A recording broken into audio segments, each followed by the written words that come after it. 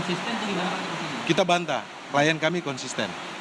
Jadi BAP tanggal 5 Agustus saya sampaikan itu tidak ada, ya.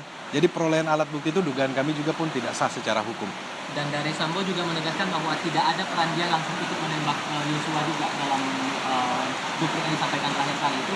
Ya itu kan hak dari terdakwa ya. Tetapi kan fakta-fakta persidangan kan sudah terbantahkan bahwa saksi yang di TKP itu contohnya Kuatmaruf sampaikan bahwa Bapak menengok-menengok ke belakang, siapa lagi yang mau ditembak. Kemudian ada ahli dari balistik yang menjelaskan bahwa proyektil yang di kepala itu bukan dari peluru dari senjata Richard Eliezer.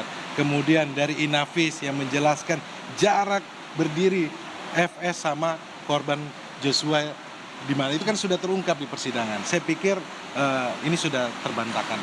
Soal amikus curiae ini Bang, kemarin kan sudah ada respon juga dari pihak pengadilan bahwa suratnya sudah diterima dan itu menjadi hak atau kewenangan dari majelis hakim, apakah itu akan menjadi pertimbangan untuk putusan terhadap Eliezer. Harapannya gimana?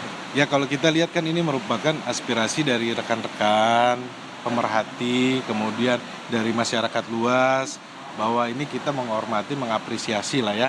Tapi terkait dengan putusan majelis hakim tentunya itu diserahkan kepada majelis hakim. Tetapi ini kan bentuk aspirasi dari masyarakat luas. Kemudian kalau kemarin kita lihat bahwa ada juga dari para akademisi kan mengirimkan surat sahabat pengadilan amikus curiae juga. Nah ini kalau kami dari tim penasihat hukum yang Richard Eliezer juga pun menyampaikan banyak terima kasih.